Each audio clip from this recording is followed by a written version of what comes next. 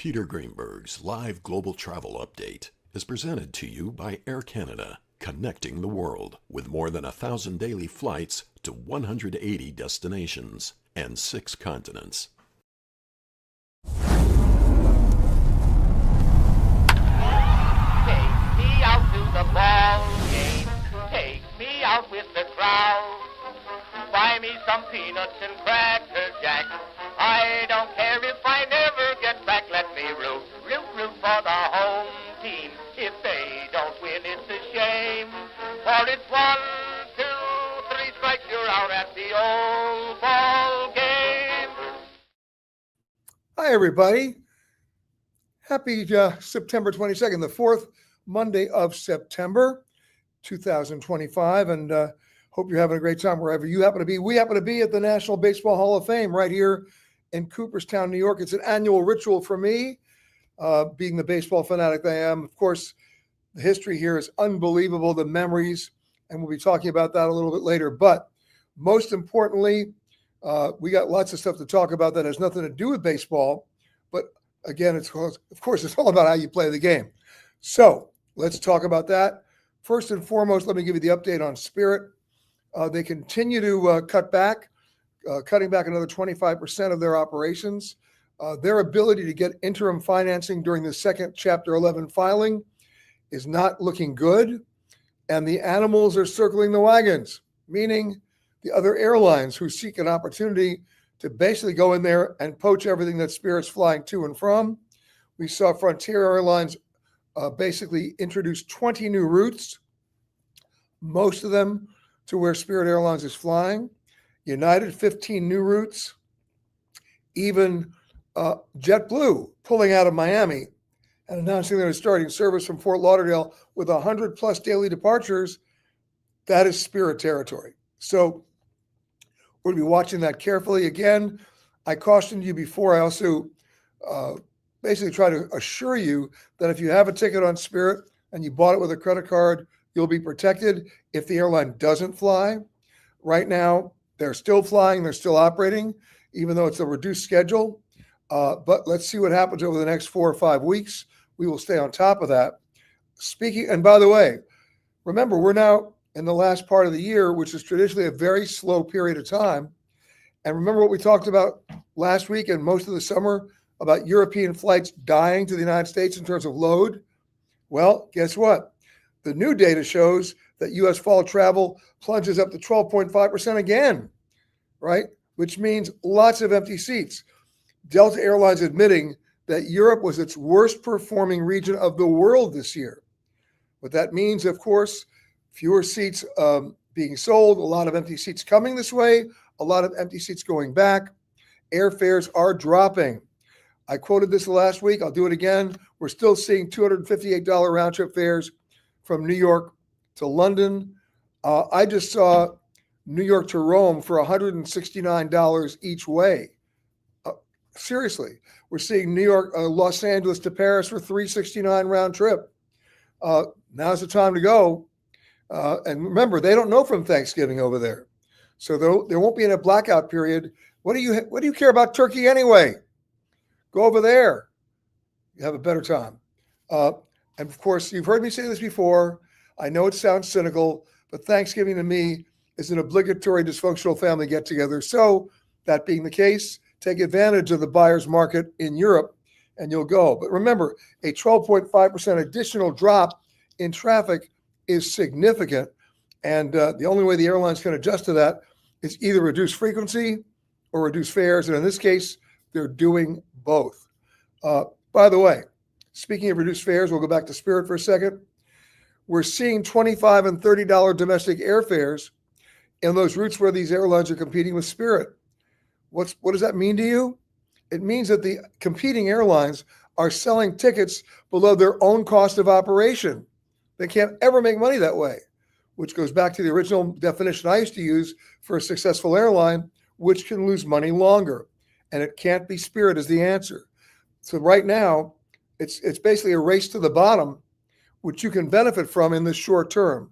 Because if Spirit doesn't succeed, you know those airfares are going to go up. It's inevitable. It's the law of supply and demand. Okay. Now, my next item up for bids is one that's a pet peeve for me. It's been for 40 years. Here it is. This week, the FAA is recommending, in fact, instructing airlines to reevaluate emergency evacuation procedures. Excuse me. It's not about the procedures. It's about cramming too many seats into the plane. It's about legroom, space, and the ability in a normal situation to even leave the plane in less than 90 seconds. 90 seconds, that's right. Every airline is required to comply with an FAA rule that says they can safely evacuate a fully loaded plane in the dark with half the exits blocked in less than 90 seconds. They're smoking crack. Nobody can do that. And yet every airline passes the test. Up until about 3 years ago, you know how they passed the test? They were allowed to pick who did the test. They hired the crew from the Cirque du Soleil. Now it's gotten worse. The airlines went to the FAA, the same FAA that's asking the airlines to reevaluate their procedures. They went to the FAA and asked permission to do what? To do the test on computer. Of course they're going to pass. Where's your cross-section for age, infirmity, physical disability, downright fear, carry-on bags, a couple of stray emotional support animals? You figure it out. And of course, the idiotic passengers who insist on taking their carry-on bags down the slide with them. This is nuts. Right now, I don't know a single flight attendant. Ask the people who work the room, right? Ask them. I don't know a single flight attendant who will confidently tell you that they can safely evacuate a fully loaded plane in the dark with half the exits blocked in less than 90 seconds. Get the stopwatch out. You won't be happy. Every evacuation I've seen in the last 20 years, minimum time, 9 minutes. In a fast-spreading fire with toxic smoke and fumes, that's what's going to kill you, the toxic smoke and fumes. Nobody makes it out. They survive the impact, and then they can't get out of the plane. So who's allowing the airlines to cram more seats into the plane? The very agency that's asking them to reevaluate their procedures. How stupid is that? That's like the fire department setting the fire and then asking somebody else to help put it out. Guys, it goes back to where it stinks. It's at the rulemaking department of the FAA. They already know the numbers. They already know what's realistic. And you know what's going to happen? We're going to have a bad situation with a survivable crash in which nobody gets out. And then the FAA is going to act with shock and indignation. How did that happen? It happened because you let it happen. It's time for rulemaking. Of course, we're now in an environment in which nobody wants to make any rules. It's a deregulated environment that the Trump administration supports. I'm not being political here. It's a fact. They just took away all the consumer protections for denied boarding compensation when an airline has a problem due to what? Its own responsibility, a mechanical, a late crew, bad scheduling. We're not talking weather. Now there are no passenger rights whatsoever. I'll give you an example of my flight yesterday. I was flying from Chicago O'Hare to LaGuardia. Now, it was a full flight. It was a Sunday, 737, full flight, right? Your knees are up against your neck because they crammed all those extra seats in there. By the way, have you flown a 737 lately? Have you tried to use the lavatory? It is they've crammed so many seats into the plane that it is a physical impossibility for you to be able to go in the lavatory and wash both hands in the sink at the same time. That's how small they made that to accommodate for the additional seats. So now you know what kind of space we're dealing with. All right, plane's already full. We actually boarded early because they knew the plane was going to be full. They were asking for volunteers to give up their seats for as much as $675. Nobody was doing it. At the gate, I saw 53 people standing by for a first-class upgrade for which there were no seats, and 27 people just standing by for any seat. They didn't make the plane. However, we all boarded ahead of time. The plane was supposed to leave at 5:10. We were on the plane at 25 to 5. How about that? Well, 5:10 then shows up and leaves. We don't leave. The clock keeps ticking. We don't depart until 10 minutes of 6. Why is that? Too much traffic on the ground, not in the air. How'd that happen? because of airline scheduling. If a runway can only handle 23 takeoffs in an hour, given 2.5 minutes of separation between planes, why are airlines allowed to schedule 40 departures at 5 o'clock in the afternoon? Makes no sense, which also doesn't account for how many aircraft are arriving at that time who have to use that runway or even a parallel runway, but can't cross over because other planes are blocking. So it's gridlock on the ground, and you're not leaving the gate. This is exactly the problem, right? And where does it go back to? The FAA and the DOT. It also goes back to individual airports who should step up to the plate and not worry about revenue, but worry about responsibility and say, look, this is our capacity, schedule accordingly, right? Under deregulation, we can't tell you how many planes to fly as long as you got the gates. We can't tell you where to fly. We can't tell you, which aircraft you want to use, but we can control the runways and the taxiways. These are the cards you're being dealt. They didn't do it. Would you believe the U.S. Justice Department had a bona fide suit against a major carrier for knowingly publishing a schedule that they knew when they published it they could not physically perform, and the current U.S. Justice Department dropped it because they said they didn't want to pursue it. Again, under the anti-regulation perspective of the Trump administration.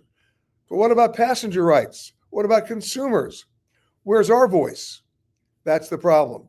So when I read stories that the FAA is instructing airlines to reevaluate evacuation procedures, let me give you a little history here. Back in 2015 and again in 2018, the United States Congress actually ordered the FAA to reevaluate seating configuration for safety reasons. And the FAA never did it. They slow walked it and never stepped up to the plate, even though Congress ordered them to do it. What am I missing here? Who's talking to who? You know what? The FAA is certainly not representing me, and they're not representing you. I'm not shy about my opinion on this, as you can see. All right, let's move on. All right. By the way, a little lighter subject. Look behind me here. The latest inductees to the Hall of Fame for 2025. We got Ichiro from Seattle. Billy Wagner played for a lot of teams, including my New York Mets. Of course, Sabathia from the Yankees, and Mr. Parker from the Pirates. Just thought I'd share that with you. And of course, we're coming up on the playoffs. Who knows who's going to make the series this year? Mets still have a chance, but then again, the Mets always have a chance. Let's see. All right, let's go ahead and say hello to a couple of people here. Linda's saying, my family's coming down from JFK to Fort Lauderdale February 26th for the travel show where I'll be speaking. Between that and spring training, when should they buy airfare? Well, the key about February 26th to March 2nd is it spring break yet? It's a little too soon for Easter, but you have President's Day weekend in there. So as long as you're outside any of those windows, you know what? Okay to buy the tickets now. Remember, there are a number of websites, including Google, that will do a fare search for you. And if the fare drops dramatically, will alert you. And based on that, you can always cancel the flights, get a credit, and then apply that credit against a lower fare later. But right now, as long as those February 26th to March 2nd dates are not smack in the middle of either spring break or President's Day weekend, and I'm pretty sure it's not going to be President's Day weekend, you might have a chance buying the airfare now. Okay. Jim and Harriet saying hi from Manchester. Place will be in October. I hope you're having a great time. Tayo saying hello from Maryland. Gene saying hi from Tulsa. I'm traveling to London and Germany at the end of the year. Where is the best place to get local currency? I used to get it from my bank. The best place to get local currency is when you land. Never exchange US dollars for foreign currency in the US. You're going to get a pathetic exchange rate. It will not be beneficial to you either way. Okay? Plus, remember the old days of traveler's checks? You don't need those either. Do you have an ATM card? I'm sure you do. Check with your local bank to see if they waive fees for non-participating ATMs around the world. Many banks do if you have a good account there. And therefore, you can go to a local bank when you land and just take out what you need, right? because even if you exchange money there at the airport, it's not a beneficial rate. If you're using your ATM card at an ATM, you're getting the same exchange rate that their own customers are getting, right? With no major commissions there. That's how you do it, okay? And on the way back, since you're only taking out what you need, then whatever you have left, you can buy an overpriced croissant at the airport before you get on the plane to come back. All right, moving right along. Priya saying hello from Chicago, where I just was yesterday. All right, Jeff is saying hello from the birthplace of Robert Redford. Also, Roger Maris should be in the Hall of Fame. Yep, agreed. All right, Camilla is saying hi from Tucson. She says, I'm applying for a passport this week. Got my U.S. citizenship on Friday. Congratulations. Waste no time. Get that passport and get the 52-pager, not the 28-pager, okay? Willie's saying hello from Denver. And Tom is saying, you never mentioned any updates on your lunch auction date. Oh, did you have it? And what was the location? We are having it. We have a winner, and we're going to be doing it next month.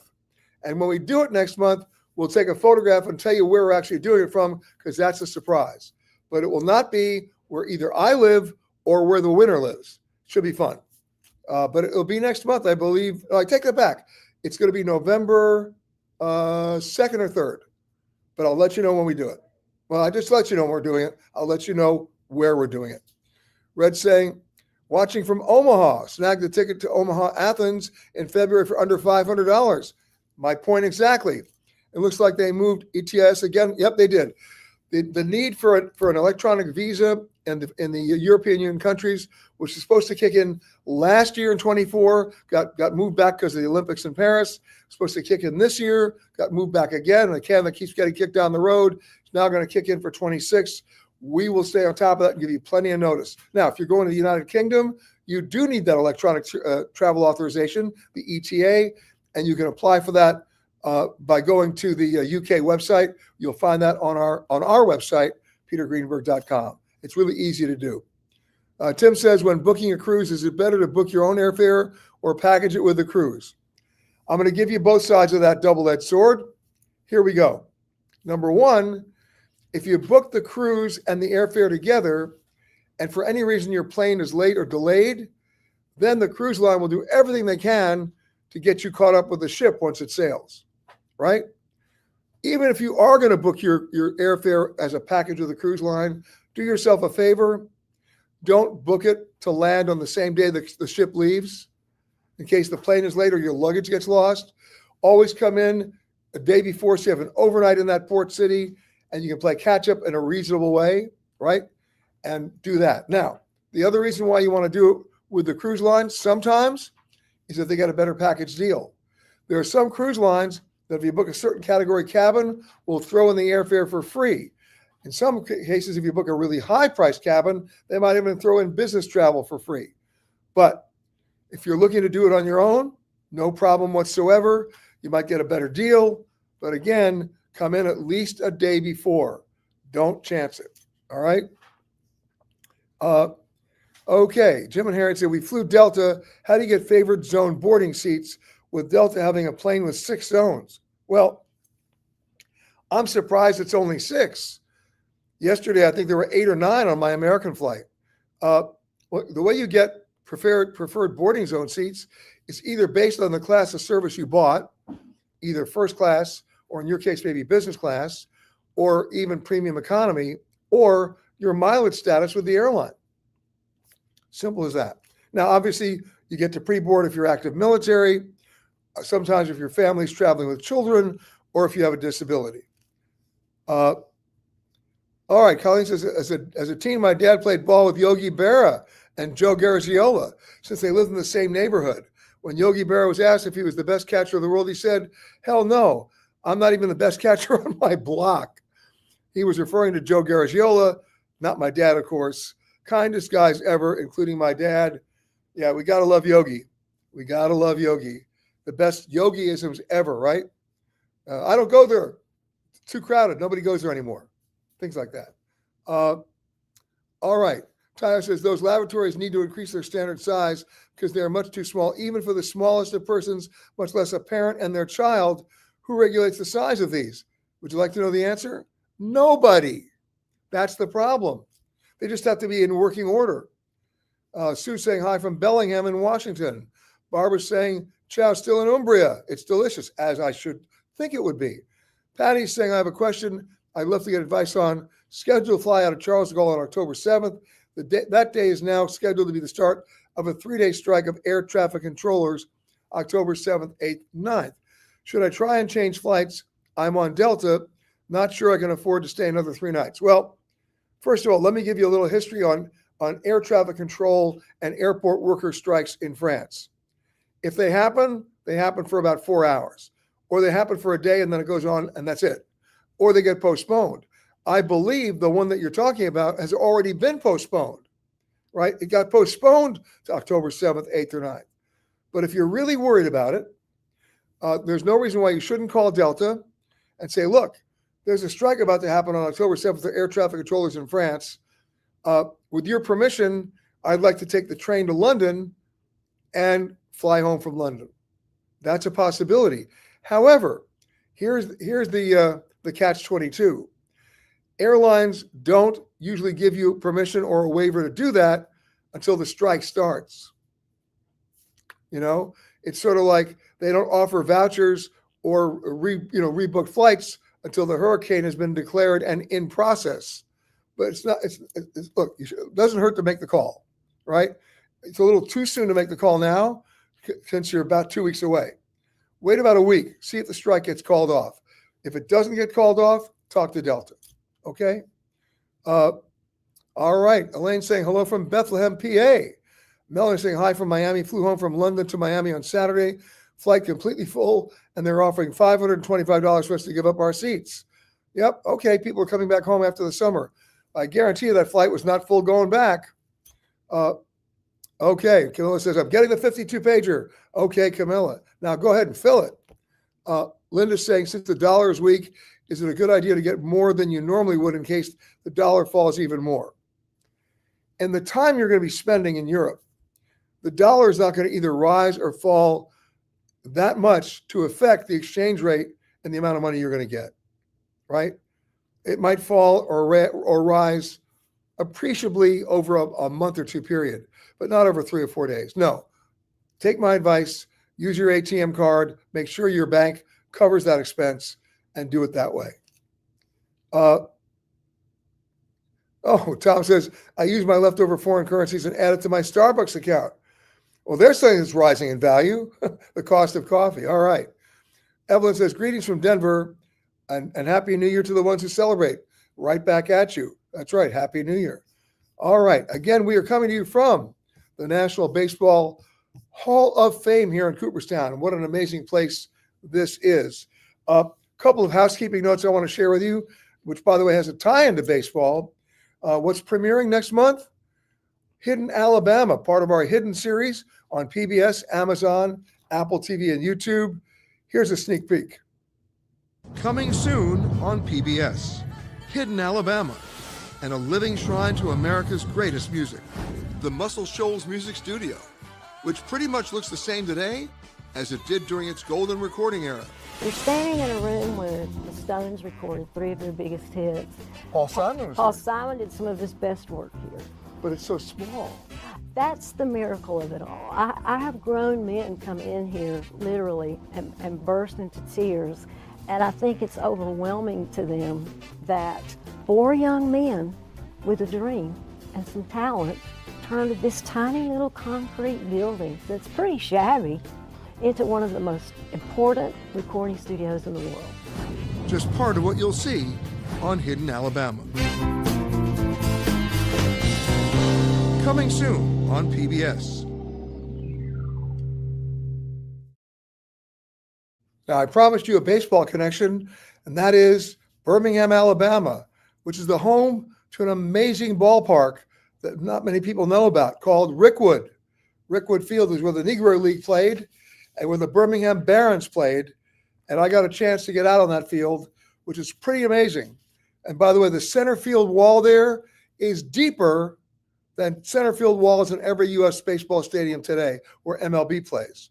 And I got a chance to play with a guy who still plays, a little slower perhaps, but his memory is just as strong. His name is Joseph Marbury, and you'll see him on our Hidden Alabama special as well. What an honor it was to suit up and go out there and play a game of catch in a place that has such great history. And Major League Baseball actually played a bona fide game there not that long ago to celebrate the history and the legacy of Rickwood Field. All right.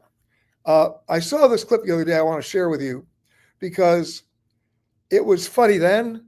It's just as funny now. And you'll understand when I show you this, nothing's changed. It comes from our good friend, the legendary George Carlin. Here's one they just made up. Near miss. When two planes almost collide, they call it a near miss. It's a near hit. A collision is a near miss. Look, they nearly missed.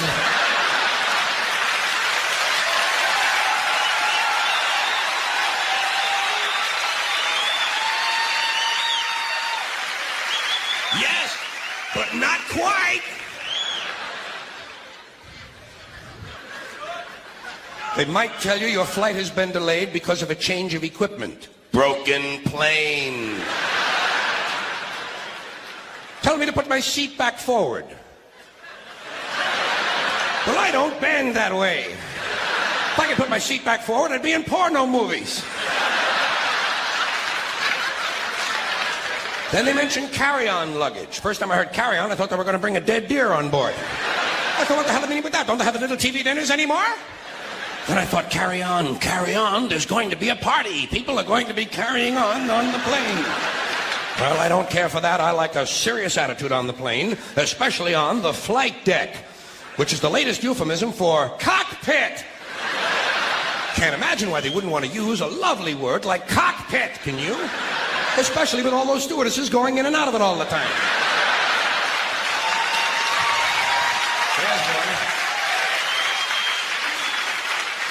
There's a word that's changed, stewardess. First it was hostess, then stewardess, now it's flight attendant. You know what I call them? The lady on the plane.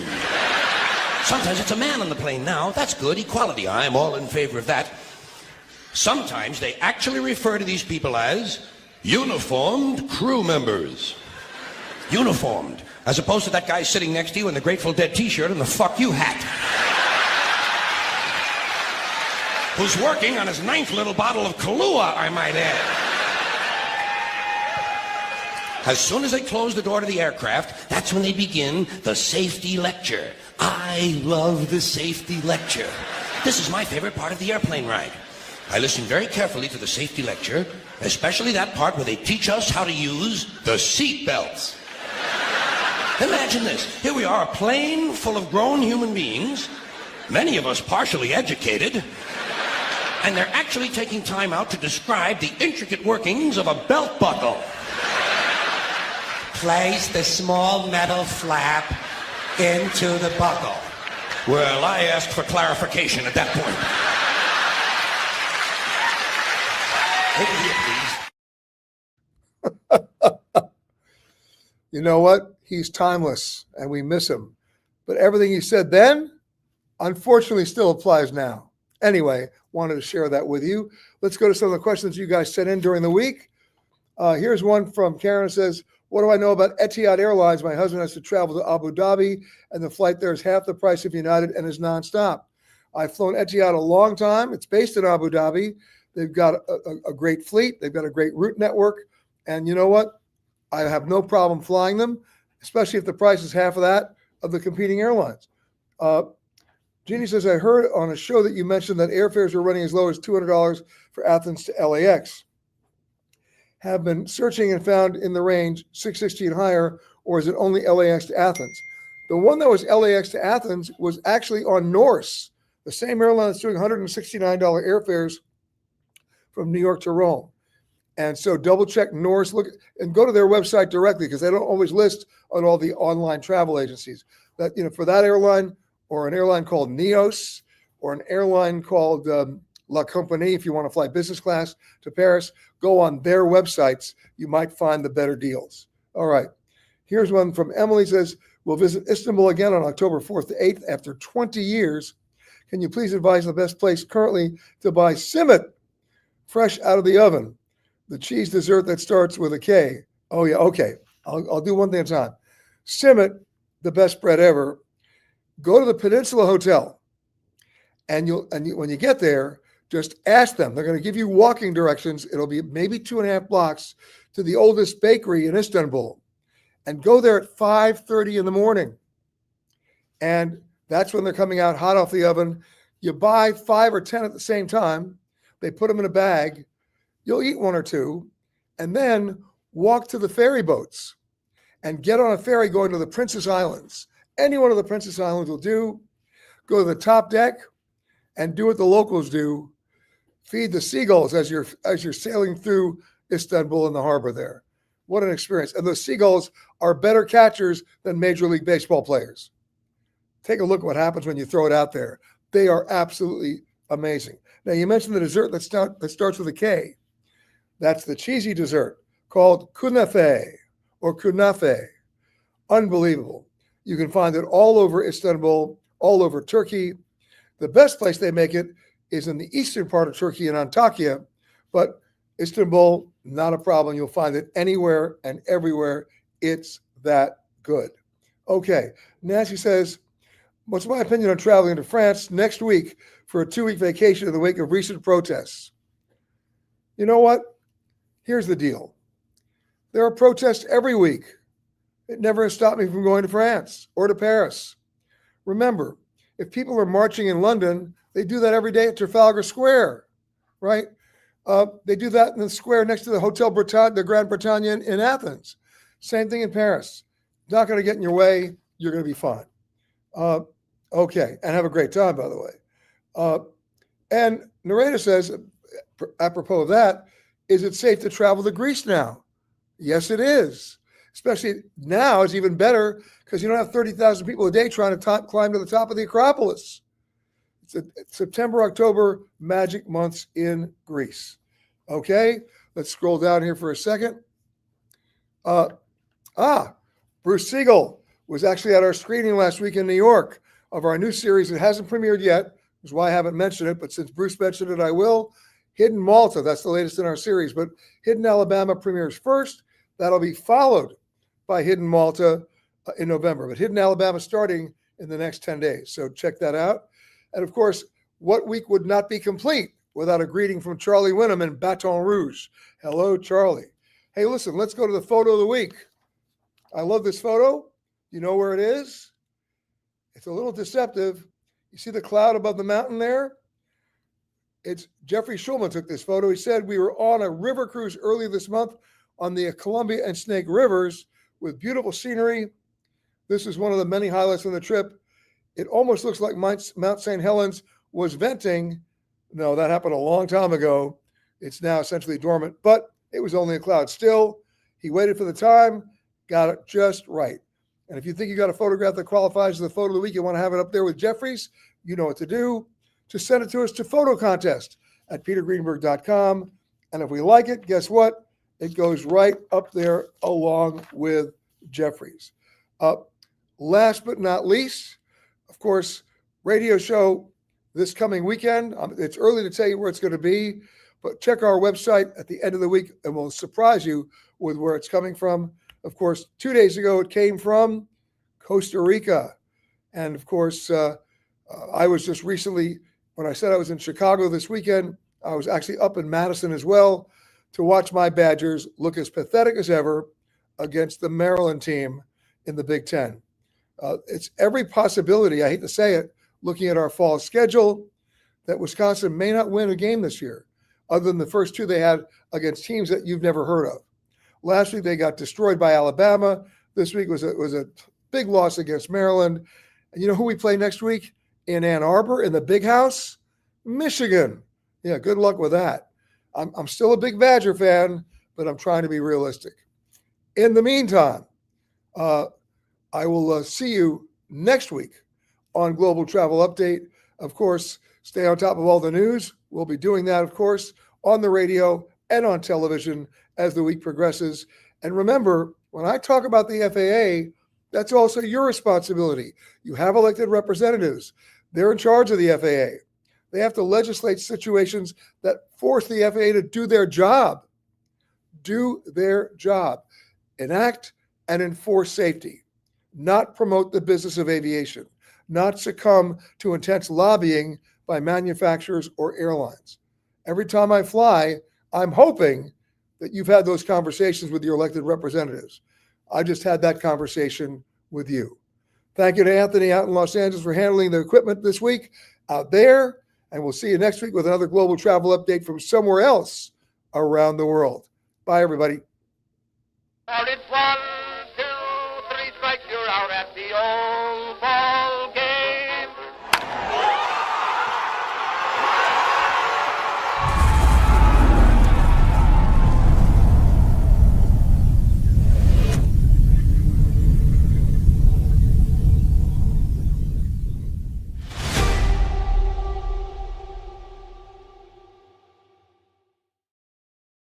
Peter Greenberg's live global travel update is presented to you by Air Canada, connecting the world with more than 1,000 daily flights to 180 destinations and 6 continents.